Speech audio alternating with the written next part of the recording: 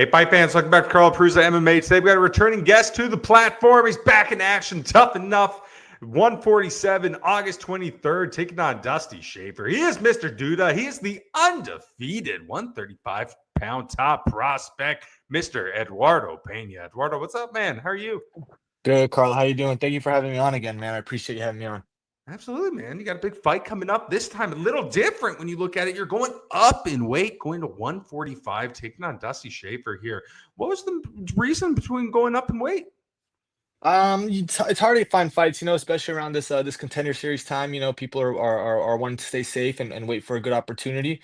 So, a lot of people are sitting out waiting for the call, and I don't want to do that. I want to stay active. I think the best way to make noise is staying active. So, I was just looking for a fight. My fight fell through in June. My fight fell through in July, and 145 was the only really opportunity. So. We're here to just take opportunities and keep ourselves on track, stay running. After not having a fight in 2024, this is about to be your third contest in 2025. For you, was it a goal to stay as active as possible this year? Yeah, it's always a goal for me to stay active. In 2024 was an injury reason why I didn't stay active, and even prior to that, I'm really ready every month. You saw I fought uh, February and I fought March. I took a little bit of time just because those two camps were really back to back. But you give me a month and I can go back to fighting month after month after month. I can fight this month, I can fight next month with no injuries. I'm good to fight. It's just the the the the opponents are slow me down, Sometimes hard to find fights. Everybody's trying to stay safe, everybody's trying to take care of their records, and I understand that, but we gotta we gotta believe in our skill sets and we gotta go out there and compete. Absolutely. I think the Diaz brothers were really the first ones to put to the mainstream platform the phrase, you don't got to get ready if you stay ready. You're a prime example of that. I mean, you're training with your dad every single day. If you're not training, your coach and you're getting other guys ready for fights. In this day and age, to make it to the UFC, you have to have that mentality. Does this have to be a 24/7 deal? Man, I just think like that's a job. That's your job, Whether you're a police officer, whatever you are, you don't take a month or two. Nobody takes 2 months off their job. Nobody takes 3 months off their job. You're gonna get fired. So I don't take time off my job. I'm privileged to do what I do. I'm blessed to do what I do, and I'm happy to do what I do. So I don't take time off. I don't need to take time off. If I'm hurt, all right, I understand. I'm going to cater to that injury. I'm going to cater to that thing. But other than that, we're in the gym. We're working. We're working. We're having fun, and there's no reason to take time off. We need to go on a little break here and there, 3, 4 days, a weekend. That's fine, like a normal person. But other than that, we don't need 3 months. What am I going to do for 3 months sitting on a couch? Your dad, Sergio, he's been in this world of combat sports for a very, very long time. He's coached some very high level guys in the sport. What's that dynamic like? Obviously, him being a very world renowned known coach here, as well as your father. What's that dynamic like? I mean, it's hard. Having a father and a coach is hard. It's hard when your coach is your ride home as a kid. But maturing helps, and now with me, my dad, my striking coach Steve Campbell, who also was coached by my dad. I like to think my dad is our master splinter. Like he's a sensei. He knows what's best. He's got the most miles on him in the sport, and he's got the most wisdom.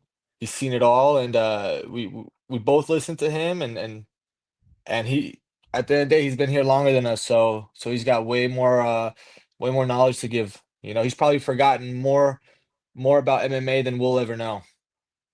Absolutely. Two guys who've been doing a lot of stuff with you and as well as your father are the Enjo Kawani boys, Anthony and Chidi. Obviously, Anthony been doing this for a very long time. WC, UFC, done some bare knuckle stuff. Chidi showing out right now in the UFC. What's it been like working with those guys?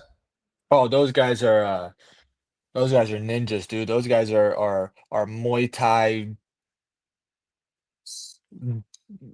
puzzles that will never be solved. Shout out Anthony. He opened up, he's got a gym out here in Vegas now, so shout him out. But yeah, and Chidi's just following his brother's footsteps, taking over the UFC, putting on exciting fights, and man, they're just weapons on their feet, and we haven't seen Chidi's jiu-jitsu game yet, but it's there. It's there. Just like maybe we haven't seen my striking game yet. You know, it's there. It's hidden, and maybe we're gonna keep it hidden a little bit longer. But both of them just weapons to have in the room. You know, just to pick their brain, and they're always they're selfless in the gym. Um, and I'm just blessed to have both of them. You know, Chidi's a little bit more active in with our gym right now, just because Anthony's real busy starting his gym. But I'm blessed to have those guys. Those guys are my big brothers. You know, Chidi, Anthony, even my coach Steve. I was going to their fights when I was 10 years old, 8 years old. 11 years old, I was going to their weigh-ins, you know. So those guys are my big brothers. They look after me like a little brother, and I'm blessed to have them, you know. To have him Absolutely. correcting me every little aspect. Boom, boom, boom, boom, boom. And I try my best to listen. You're really starting to make a big name for yourself here. I mean, you're now 6-0 on the regional scene with the win here, 7-0. All the different prospect pages are talking about you. You got a former 185-pound champion, Robert Whitaker, name dropping you in interviews and stuff now. You feel it? Are you feeling the progression? Yeah, you know, like I said, we're working every day. If you're working every day, sometimes you don't see it until you take that step back. But yeah, I feel like we're still on the rise. We're still young. I still feel like I'm not plateauing in terms of my knowledge and progression. I feel like every day I'm going like this.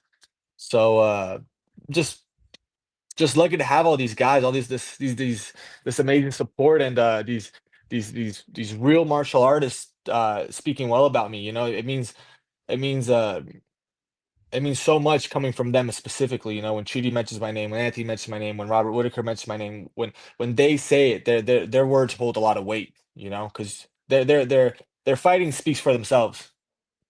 Absolutely. One thing I really enjoy about watching you, obviously, you're an absolute master on the ground, your jiu-jitsu and your wrestling. I think some people kind of get shied away from the whole BJJ wrestling. A lot of the casual fans, they prefer the knockouts, the striking. You have that killer instinct, though, man. When you're taking guys down, when you're going doing jiu-jitsu exchanges on the mat, you're always going for the finish. You're trying stuff. This doesn't work. Let's try this out. Let's try to take this guy out as quick as possible. Do you take a lot of pride in that? For sure, for sure. And I think that's a big thing that our gym out here in Vegas does. My dad, that's how he preaches. That's how he grew up. If we're not looking for the finish, what are we doing? You know, it's we have to look for the finish every single second. You know, we're not here to win by points. We're not here to leave it up to judges or to we're here to put the nail in the coffin. And that's just something that's he instilled in the gym in my blood, and he lives by it, you know. We're hunters. Hunters kill, and we're here to look for the kill every single time. Absolutely. So you're taking on Dusty Shaffer here coming up on the 23rd. Overall, what do you think of him as an opponent? Man, tough guy. He just fought 5 rounds. Shows he can go 5 rounds. At the at the end of the day, I'm going up to his weight class, so gonna be challenging, facing a bigger body.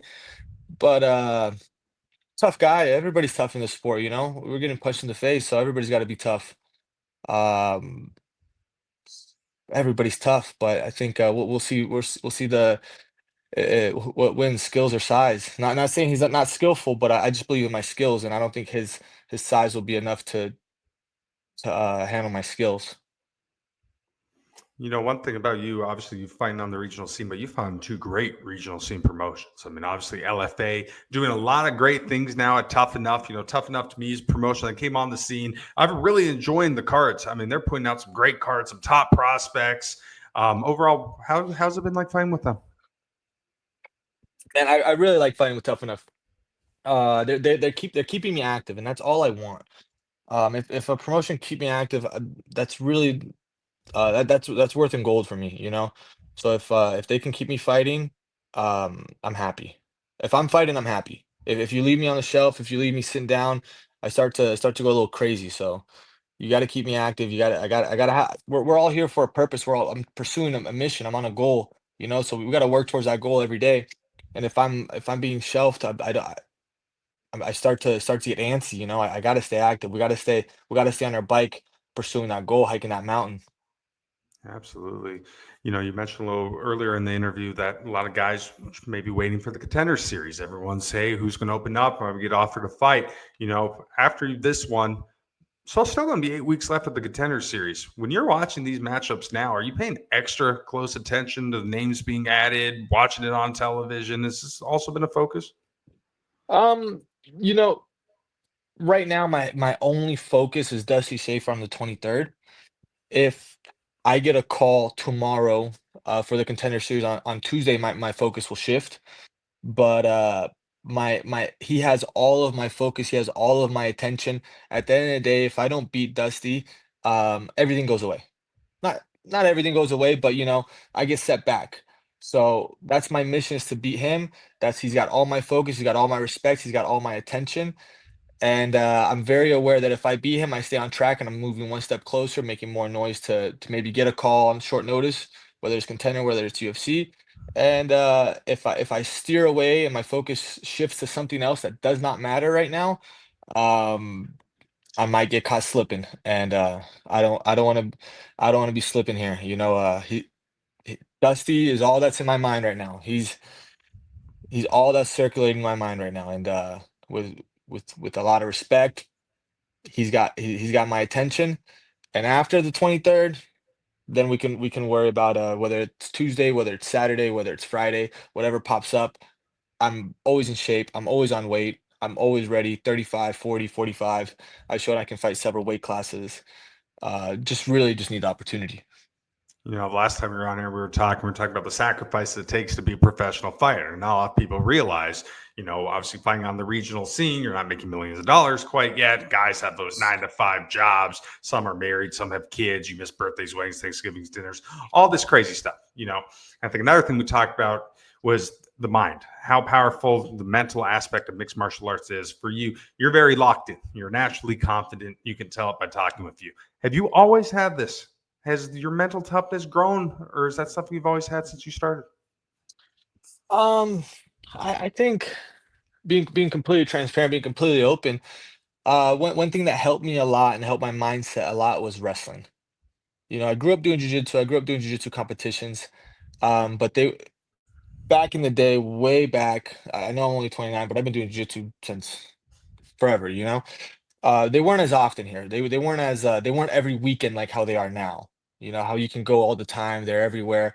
They were a little bit more scattered, and the competition nerves would come and they'd go, and with all these breaks, it would be hard to understand that, But then I started wrestling in high school. When I started wrestling in high school, it was every single week, sometimes twice a week, with duels and tournaments. So it really got me familiar with those feelings and with everything you experience on fight night, on a wrestling tournament, on a wrestling duel, on a jiu-jitsu tournament. That's what I feel like made the big turn for me, was the continuous competition, you know and now the only difference is we're putting on gloves. And my confidence comes from my preparation, so I always know I prepare well, so my confidence definitely comes from my preparation. But I felt like what made me comfortable in competition, and what I felt like turned the corner for me, was wrestling in high school, wrestling in college, and just really familiarizing myself with competition. Obviously, mixed martial arts has evolved such a long way in the last 25, 30 years. We're also seeing this now with jiu-jitsu. Jiu-jitsu now is mainstream as it's ever been. UFC recently now starting their jiu-jitsu show. What do you think of that? What is your overall thoughts?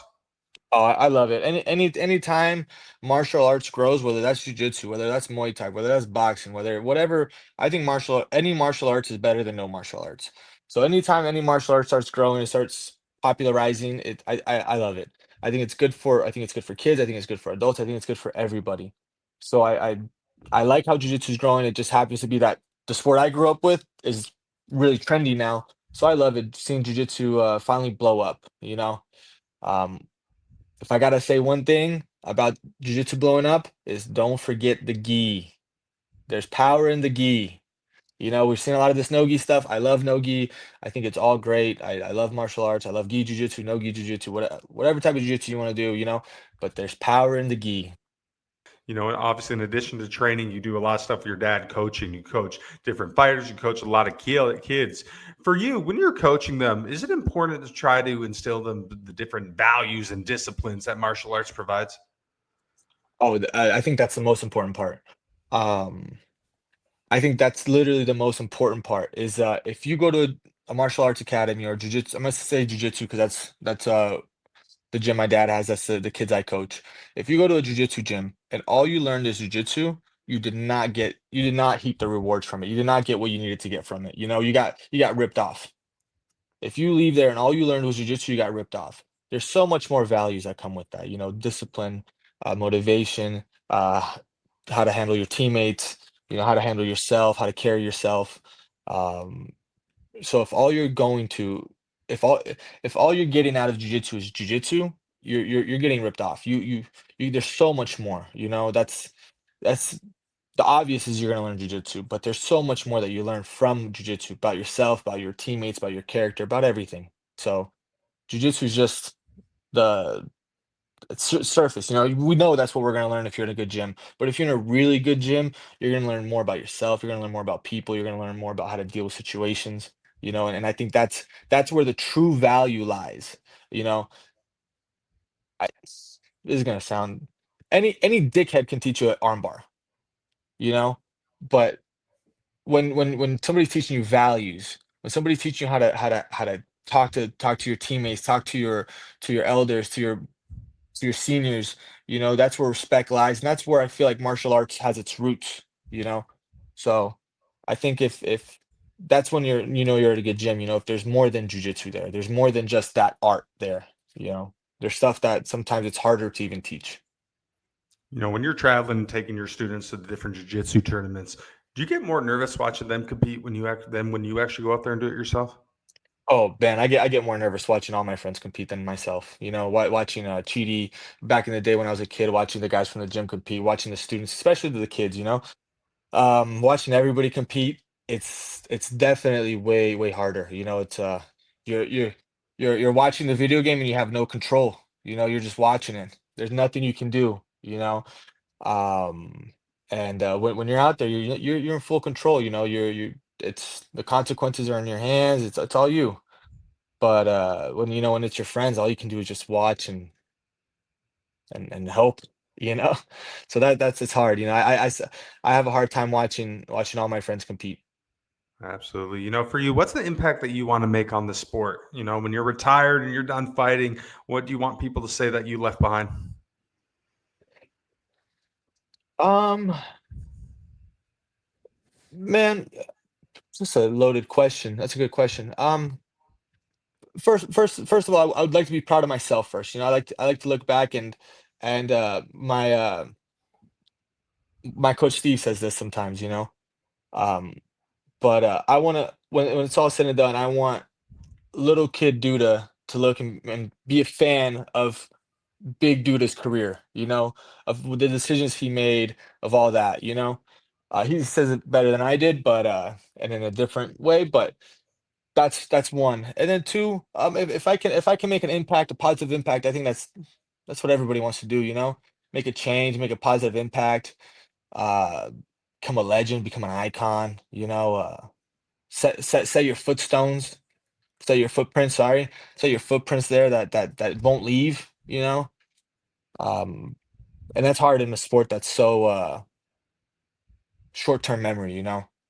One day you're on top of the world, one day you're at the bottom. So, I think these guys that have set their footprints in the sport, like the guys we mentioned earlier in the interview, that's what I would like to do. I'd like to set my footprints in the sport, you know? Make my Absolutely. dad proud, make my coaches proud, make myself proud, make my students proud, make everybody proud, and really cement a legacy in the sport, you know? Absolutely. You know, I think one thing's really interesting about you is you see mixed martial arts from such an interesting viewpoint. I mean, obviously, if your dad being involved in it, you knew about it from at a young age. And, you know, 25 years ago, we were at a time where people were calling it human cockfighting. It wasn't legal at every single state. It was really small, and there was a lot of opportunity to grow. Well, now we're here, and there's shows almost every single weekend. There's regional shows getting coverage on Fight Pass. There's PFL, bare knuckle, karate combat, all these different things. MMA and combat sports in general is absolutely huge right now. Is it crazy to see the evolution? Yeah, no, for sure. I even think, like, when I was in middle school, even a little bit of high school, people still thought I did karate all day. you know? I'd be like, "Oh, I do jujitsu." They're like, "Oh, what is that?" You know, like they didn't understand it, you know, and I've been doing jiu since I was a kid. Even here in Vegas, when when we moved here to Vegas, I think there was 3 jujitsu gyms. Now they're like Starbucks. They're at every corner.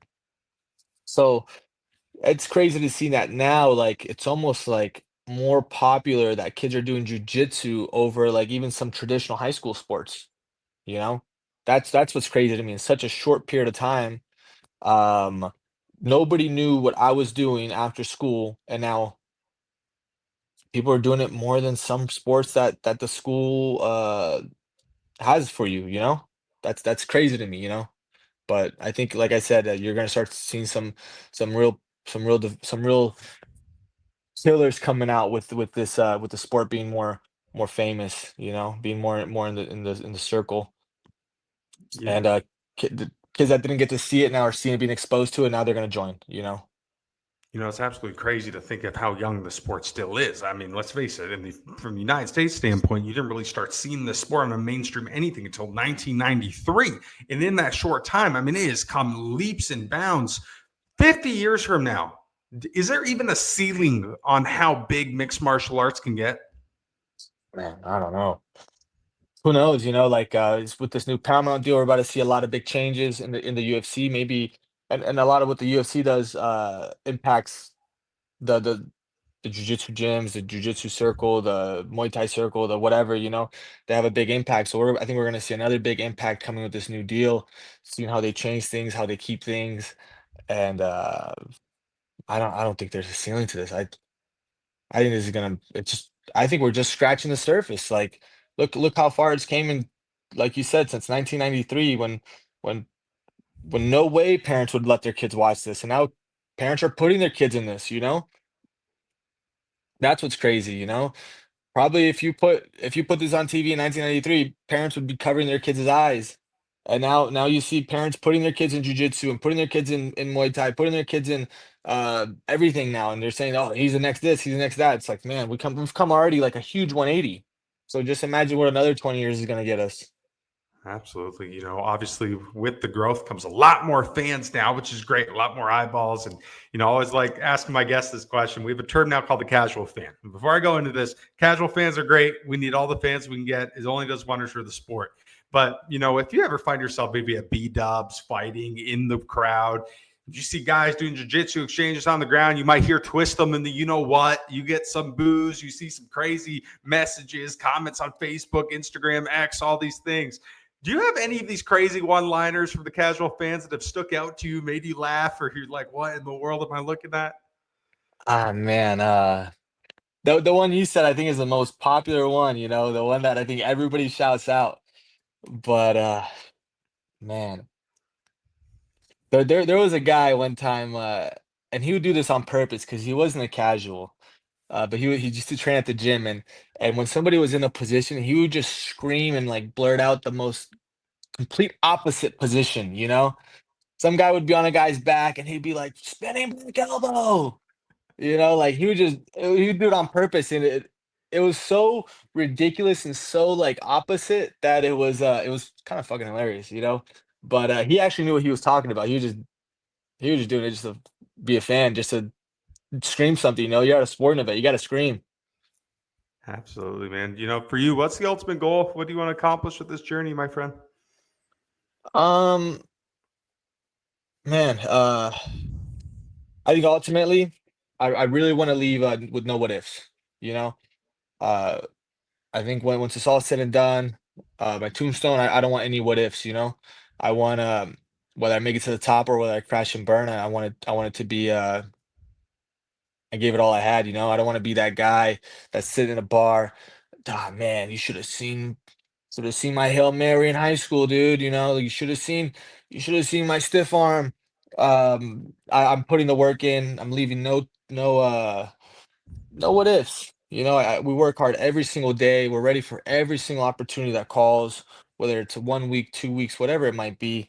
So that's really it. Like, if I can leave, like I said, if I can leave my footprint in the sport, that would be awesome. That would mean a lot. You know, I felt like both my coaches did that. Uh, My dad being a huge guy in jiu-jitsu back in the day, really leaving his footprints in the sport, going head to head with the Gracies, and my striking coach Steve being WEC champion, being the last WEC champion in his weight. They left their footprints in the sport. People can say whatever they want. They're cemented in legacy, and I wanna carve my name in legacy. I wanna leave a part of me in the sport. Absolutely. How much fun are you having right now on this journey? Sorry. How much fun are you having right now on this journey? Oh man, some days are funner than others. Some days are stressful. We're gonna keep it real here. I love what I do, but it's stressful. At the end of the day, this sport, there's a clear winner and there's a clear loser, and you can't point the finger at the running back, you can't point the finger at the goalie. You can only point the finger at yourself. So sometimes it gets stressful. Especially like I said, my father is my coach. Um, there's a lot of feelings in my camp. There's a lot of like we're really close, and sometimes when we're really close like that, the disagreements gets more stressful, and because we all really care about each other, and we all respect our opinions, and that matters. But at the end of the day, man, I wouldn't want to do it with anybody else. I wouldn't. I think of this. I got my boat right now. I got my dad, I got my Steve, and I got my training partners. I got all these guys, and I wouldn't want to be rowing with anybody else. Everybody rows hard. Everybody's got a paddle, and we're all chipping away. We don't have no freeloaders on our boat. We work hard, and everybody's paddling. And I'm happy to be on the boat with those guys. Those I would want nobody else, and I enjoy that. I enjoy the journey of growth. Like through these stressful times we grow, and sometimes you might not see it when you're stressed, when things aren't going your way, this, that, the other. But I all in all, I really enjoy it. I don't want to do anything else. I really don't. So there's so many different analogies that describe the life of a professional fighter. Leon Machida once told me one, and he says there's three different stages, three components to being a fighter. There's one part of your career that you spend building. The second, you spend conquering. And the third, you spend sharing what you've learned through building and conquering. For you, Oh, where I are got you. you on the stages? I feel like I'm definitely in the conquering stage. We've built a solid foundation with a skill set, and now I'm here chipping away. I'm here hunting what I want. Um, I'm here hunting down these opponents, and once I get older, I think I can focus on my energy on sharing the knowledge, that I've obtained through those journeys. I think yeah, we're like where Steve and my dad are. They had full careers, and now they're sharing their knowledge with me and building me. You know. Absolutely. All right. Last question for you, Eduardo. In a perfect world, what is the outcome August 23rd when you make your return to Tuff-N-Uff against Dusty Shaffer? Man, perfect outcome. Fight starts. I hit him with some cool shit right away. He falls. I had a cool little celebration dance. Glide out of there, eat a burger. There you Extra go. cheese. That's the most important part, I think, out of that question. Extra cheese. Where are we going? In-N-Out or McDonald's? Man, oh, McDonald's In and Out. Come on, that's not even comparable. In and Out. In and Out way over McDonald's. But there's some better places here in town we're gonna check out. Absolutely. Well, that's it for us tonight.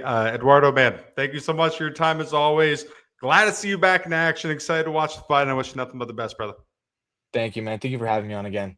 Absolutely. That's it for us now. I'm Carl Prusa. He is Mr. Duda. He's Eduardo Penha. You can watch him Tuff-N-Uff 147, August 23rd, taking on Dusty Shaffer. Take care, fight fans.